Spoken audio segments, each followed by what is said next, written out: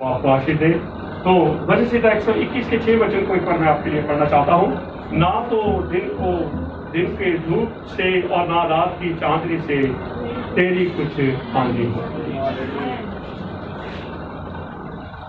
ना तो दिन में और ना रात। यहोवा का वचन क्या कहता है? हमारी हानि नहीं होगी। क्या हमारा यहोवा हमारी हानि का यहोवा है? नहीं। उसके पास मेरे और आपके लिए जो प्लानिंग है वो शांति की। कौन सी प्लानिंग है? शांति। बोलिए शांति की। मेरी और आपकी सोचें अपने प्रति या दूसरे के प्रति कभी तो शांति की होती है, कभी क्योंकि बदलते रहते हैं।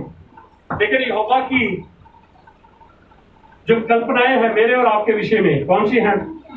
बोलिए हालेलुया। यहोवा कभी भी हमारी हानि नहीं हानि। अगर मैं और आप यहोवा के लोग हैं तो कोई भी चीज हमारी हानि के लिए नहीं है, बल्कि हमारे लिए आशीष के लिए। हानि का उल्ट क्या है? बोलिए तो यहोवा हमें क्या देता है? फिर से बोले, आशीष देता है। एक टाइम में जमीन के ऊपर एक भयंकर अकाल पड़ा। क्या पड़ा? बोले अकाल किसको बोलते हैं? महामारी, सूखा। भूख से मर जाते हैं लोग, और भूख के लिए वो कुछ भी खाने के लिए तैयार हो जाते हैं, क्योंकि उनको जीवित रहना। वो देखते नहीं है कि ये चीज खाने वाली है या ये चीज खाने वाली नहीं। उनको खाना है क्या करने के लिए? जीवित रहने के लिए। मिलकर बोलेंगे हालेलुया। तो बाइबल के अंदर उस समय के बारे में लिखा गया है कि जब भयानक अकाल पड़ा, लोग अपने बच्चों को काट काट कर खाने लगे। एक भयानक अकाल। वो बच्चों को शौक से नहीं खा रहे हैं, बल्कि बच्चों को कैसे क्यों खा रहे हैं?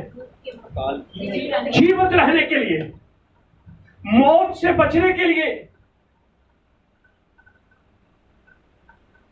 दूसरों के बच्चों का नहीं, अपने बच्चों का ही।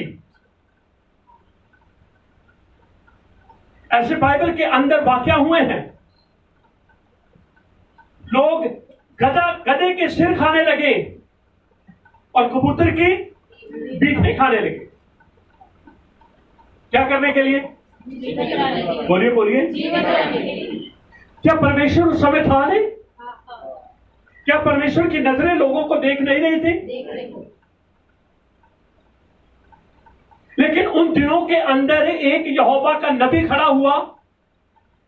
उसने एकदम से कह दिया, कल आप इस भाव के अंदर इन चीजों को बिकते हुआ देखेंगे।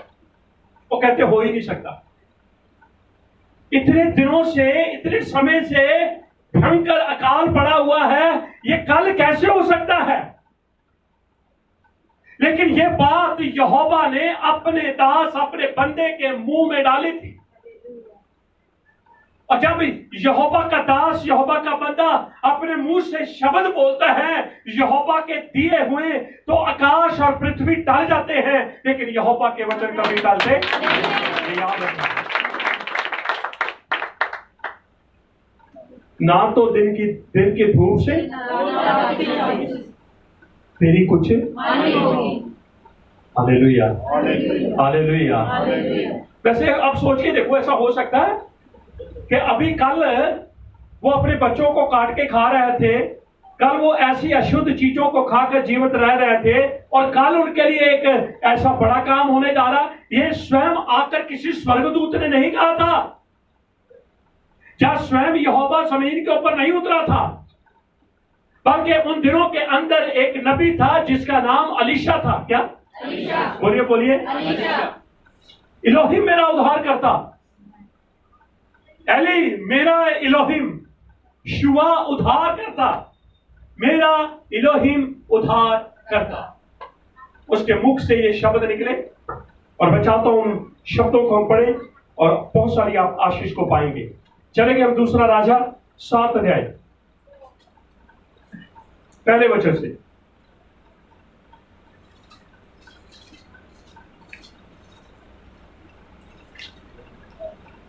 तब एलीशा ने कहा, यहोवा का वचन सुनो। यहोवा यूं कहता है कि कल इसी समय सोमरोन के फाटक में सा भर मैदा 1 शकेल में और 2 सा में जब भी 1 शकेल में बिकेगा।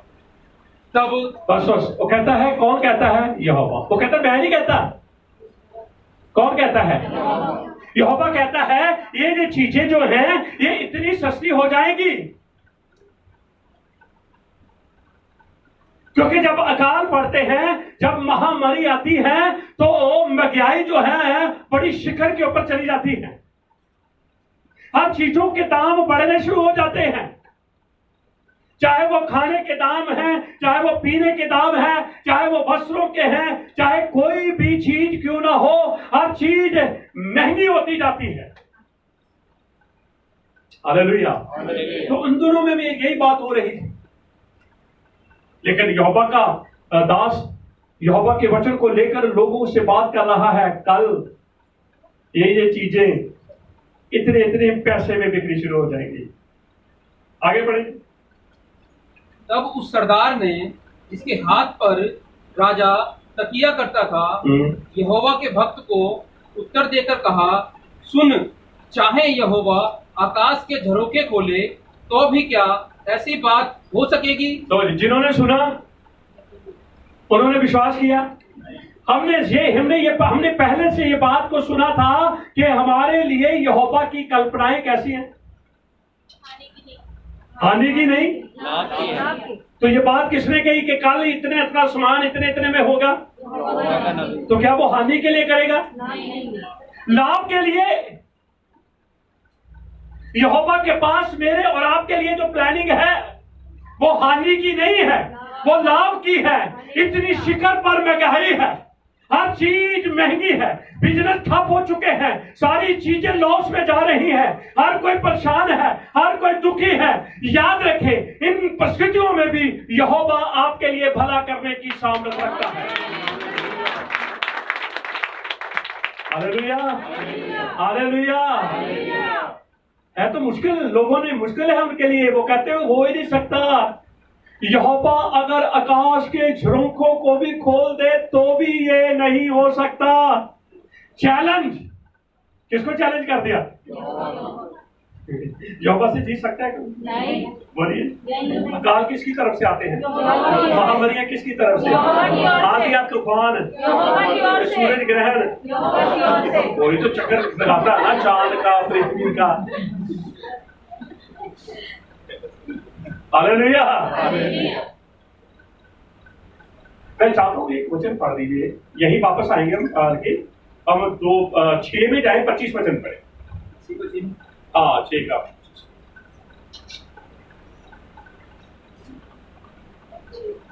तब सोमरोन में बड़ा अकाल पड़ा और वह ऐसा गिरा रहा कि अंत में एक गधे का सिर चांदी के 80 टुकड़ों में और कब की 1/4 भर कबूतर की बीट 5 टुकड़े चांदी तक बिकने लगी। लो जी, ये चीजें शुद्ध है, ये बुराई की चीजें, ये गंदगी की चीजें हैं, लेकिन लोग जीवित रहने के लिए। लेकिन कल तो ये सारी चीजें हो रही थी और वो भी खत्म हो गई, कबूतर की बीटें भी खत्म हो गई और गधे भी खत्म हो गए। लेकिन यहोवा कहता है कल ये सारी चीजें तुम्हारे लिए इतने भाव में हो जाती। और जब यही बात एक बंदे ने आकर लोगों के बीच में बोली तो लोगों ने जवाब क्या दिया? चाहे आकाश के, चाहे कुछ भी हो जाए, ये हो, ये हो, ये हो। Hallelujah, hallelujah. अब यहोवा पता है क्या कहता है? यहोवा के वचन के ऊपर शक किया, यहोवा के वचन को तुच्छ जाना। लिखा है जो वचन को आदर देता है वो ऊंचा किया जाएगा। जो वचन को आदर देता है वो ऊंचा किया जाएगा। लोगों को क्या कहना चाहिए था? बोलिए बोलिए। क्योंकि वो लोग जानते नहीं थे कि यहोवा की कल्पनाएं हानि की नहीं भले की हैं। कभी कभी मैं और आप भी नहीं इन बातों को समझ पाते। हम सोचते हैं हानि हो रही है, पर क्या यहोवा हानि करने वाला यहोवा? हालेलुया, योद्ध है बाब है। ठीक है, वापस आएंगे 7 वचन। उसने कहा, सुन, तू यह अपनी आंखों से तो देखेगा, तू अपनी आंखों से देखेगा, परंतु उस अन्न में से कुछ खाने ना पाएगा। कल तू नहीं देख पाएगा। किसको कहा? जिसने वचन के ऊपर तू नहीं खाने पाएगा। क्यों? क्योंकि तूने वचन के ऊपर शक किया। मिलकर बोलेंगे हालेलुया, हालेलुया। होगा, होना है, ये बात होनी है, पर तेरे लिए नहीं, क्योंकि तूने वचन को आदर नहीं दिया। और जो वचन को आदर नहीं देते वो शेक दिए जाते हैं। हालेलुया। आपको पता है यहोवा किसको इस्तेमाल करने जा रहा है? 4 कोड़ियों। किसको? ये बड़ी बात पता है, ये बड़ा प्रैक्टिकल किसके द्वारा होगा? कोड़ियों। किसके द्वारा? कोड़ी को क्या करना पड़ता?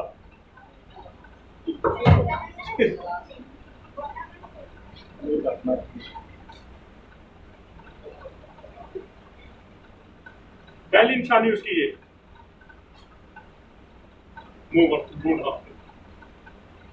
वस्त्र नए को पहने हैं, फाड़ के रखे, बाल बिखरे हुए, कंघी नहीं लगा सकते, होठों से अशुद्ध अशुद्ध अशुद्ध अशुद्ध अशुद्ध, जहां से निकलता पीछे ऐसा झाड़ू की तरह एक इंतजाम, जब वो चलता उसके पांव के निशान बना रहे, वो साफ होते जाए। और रहता कहां? फाटक के बाहर, शहर पनाह से बाहर। तो ये कोरोना वाले क्या है? बोलिए, अपनों से दूर, उनके बीच में, उनकी मंडली में। किनकी मंडली में?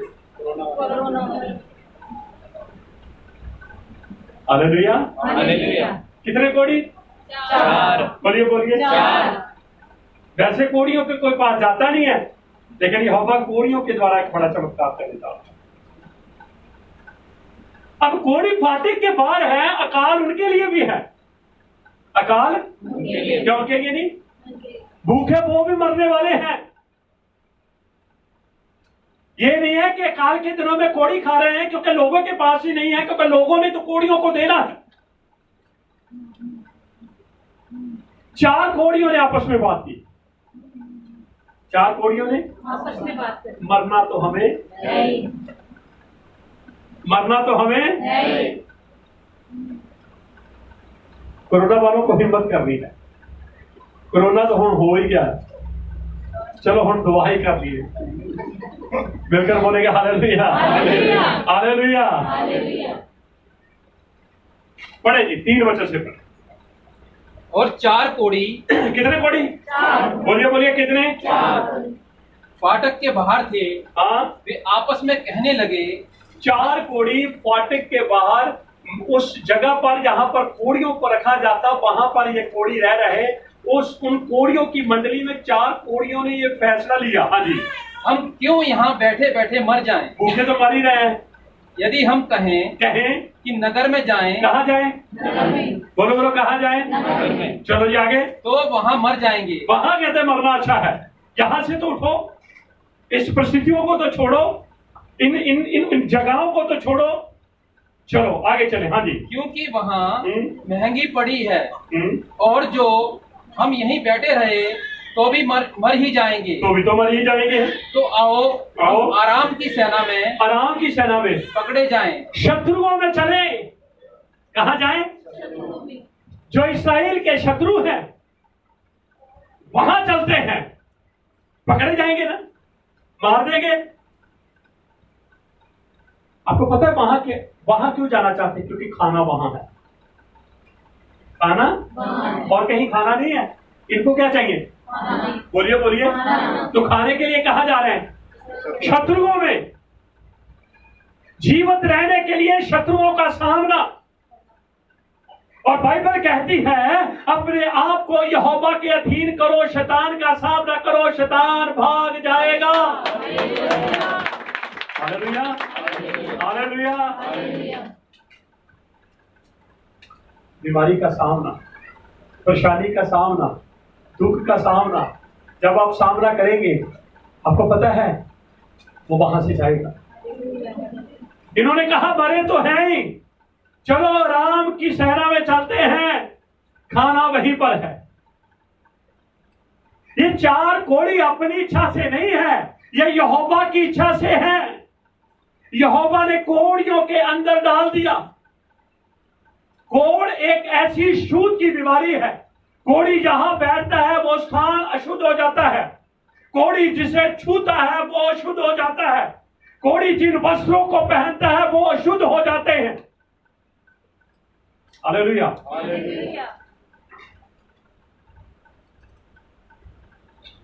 जब वो आराम की सेना में चलने लगे, आपको पता है कि यहोवा ने उनके पांव की आवाज घोड़ों की पांव की आवाज बना दी। आराम की सेना ने सोचा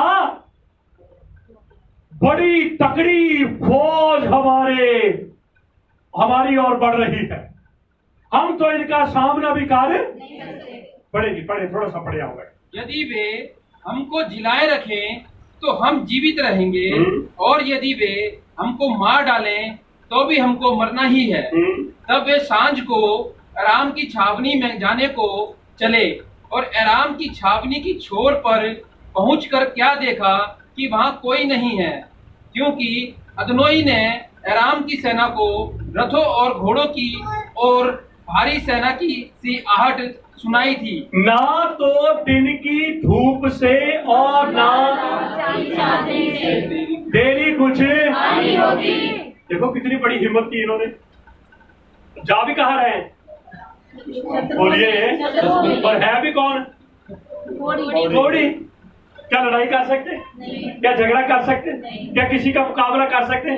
क्योंकि आपको पता है कोड़ जो बीमारी है, नसें डेड हो जाती, नसें क्या हो जाती है? वो आग में से चलेगा, उसे फीलिंग नहीं होगी कि मुझे आग लगी हुई है। उसे कोई मारेगा, उसको कोई दर्द नहीं होगा, क्योंकि नसें जो है वो खत्म हो चुकी। हालेलुया। बहुत बड़ी हिम्मत उन्होंने की। चलो आराम की सेना, और देखा यहोवा ने उनके चलने का, रथों के चलने का एक जैसा रूप बना दिया। जब आराम की सेना ने आवाजें सुनी तो उनको ऐसे लग रहा था हमारे ऊपर बहुत बड़ी सेना चढ़ाई करने आ रही है, और वो सब कुछ छोड़कर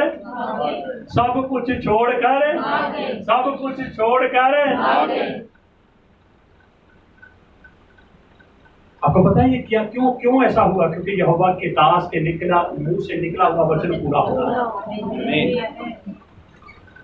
इतना ज्यादा अनाज था उनके पास, इतनी ज्यादा खाने की वस्तुएं उनके पास थी, क्योंकि वो सेना जो थी वो एक डेरा डाले हुए थी, और पता नहीं कितने महीनों तक उन्होंने जमा करके रखा हुआ था। हो सकता है कोड़ी इस बात को ना जानते हो, पर यहोवा तो देख रहा था। हो सकता है इस्राएल के लोग उन चीजों को ना देखते हो, लेकिन यहोवा अपने लोगों के लिए, जिसके पास अपने लोगों के लिए हानि की कल्पनाएं नहीं है बल्कि कुशल की कल्पनाएं हैं। यहोवा मेरा और आपका कभी बुरा करता है? बुरा करता है? क्या करता है? हमारा भला करता है। हालेलुया। ठीक है, बढ़ेंगे आगे थोड़ा सा। और वे आपस में कहने लगे कि सुनो, इज़राइल के राजा ने हित्ती और मिस्री राजाओं को वेतन पर बुलवाया है कि हम पर चढ़ाई करें। इसलिए वे ये शत्रु कह रहे हैं, कहते हो वो बहुत बड़ी तगड़ी सेना लेकर आए, इस्राएल ने इधर उधर से लोगों को पकड़ा है कि हमारे ऊपर चढ़ाई करें। हाँ जी। इसलिए वे सांझ को उठकर ऐसे भाग गए कि अपने डेरे, घोड़े, गधे और छावनी जैसी की तही छोड़ छाड़ अपना अपना प्राण लेकर भाग गए। तो जब वे कोढ़ी छावनी की छोर के डेरों के पास पहुंचे, तब एक डेरे में घुसकर खाया पिया और उसमें से पहले क्या किया? पहले कहते हैं हम तो खाए, अब कितने के खा सकते थे? तो माल तो वहां बहुत है। थोड़ी बड़े समझदार है, कहते चलो इस्राइल के राजा के पास चलते हैं, उसको जाकर बताते हैं माल बहुत है आदर। Hallelujah, hallelujah. तो सारी जितनी सामग्रियां, जितना कुछ था, कोढ़ी तो सारा नहीं रख सकते थे। जब बात राजा के पास पहुंची तो यहोवा ने उस वचन को पूरा किया कि कल तू इन सामानों को इस दाम में बिकता हुआ देगा। मिलकर बोलेंगे हालेलुया। और वो राजा नहीं दे, वो राजा नहीं दे। क्यों? क्योंकि उसने यहोवा के वचन के ऊपर विश्वास नहीं किया। क्या मैं और आप इस बात के ऊपर विश्वास नहीं कर सकते कि यीशु मसीह के कोड़े खाने से हम चंगे होंगे? बोलिए, यीशु मसीह के कोड़े खाने से हम, यीशु मसीह के कोड़े खाने से हम, यीशु मसीह के कोड़े खाने से हम किस चीज से? हर बीमारी से, हर बीमारी से, हर परेशानी से, हर बंधनों से यीशु मसीह के कोड़े खाने से चंगाई तो मिली है। जो लहू भी बहा है उसके द्वारा छुटकारा भी मिला। Hallelujah, hallelujah. ना तो दिन की धूप से और ना रात के चांदनी से तेरी कुछ हानि होगी। बिल्कुल बोलेंगे हालेलुया। हानि नहीं है हमारे लिए, हमारे लिए आशीष है, हमारे लिए हमारे लिए। अगर यहोवा कोढ़ियों के द्वारा एक बड़ा चमत्कार कर सकता है, हम तो नहीं कोढ़ी, हमारे लिए, हमारे द्वारा नहीं चमत्कार हो सकता। पर उनका देखो हौसला कितना बड़ा। उन्होंने कहा जहां तो मरना ही हमें, चलो चलते हैं। कहां? शत्रुओं में चलते। क्या वो लड़ने के लिए गए? नहीं, मरने के लिए गए थे। कहते वो मार ही देंगे ना, चलो कुछ खा के ही मरेंगे, क्योंकि हम कहेंगे पहले कुछ खिला दो फिर मार देना। क्योंकि वो बार बार यही कह रहे हैं, कहते यहां बैठे रहेंगे तो भी मरेंगे, वहां जाएंगे तो भी मरेंगे, इससे अच्छा है वहीं जाकर मर जाए। लेकिन याद रखें, यहोवा उन्हें इस्तेमाल कर रहा, नहीं तो कोढ़ियों को कोई भी प्यार नहीं करता था। कोढ़ियों को कोई भी ज्यादा अपने पास, अपने करीब नहीं आने देता। लेकिन मेरा यीशु कोढ़ियों को भी प्यार करता है। Hallelujah, hallelujah. ये दिनों, इन दिनों के अंदर आपको डरने की जरूरत नहीं, आपको घबराने की जरूरत नहीं है, क्योंकि मेरे लिए यहोवा के पास जो कल्पनाएं हैं वो हानि की नहीं, वो लाभ की है। आमीन बोलेंगे? Hallelujah, hallelujah, hallelujah. सुबह मैंने बताया था हमारी सहायता यहोवा की ओर से, हमारी सहायता। इस समय मैं आपको बता रहा हूँ, ना तो दिन की धूप से, कहने का अर्थ है ना दिन में नुकसान ना रात में नुकसान, तीसरा पक्ष कोई है ही नहीं। है तीसरा पक्ष? दिन में सुबह भी आ जाती है, दोपहर भी आ जाती है, शाम भी आ जाती है, रात तो फिर पूरी चलती है जब तक भोर भी।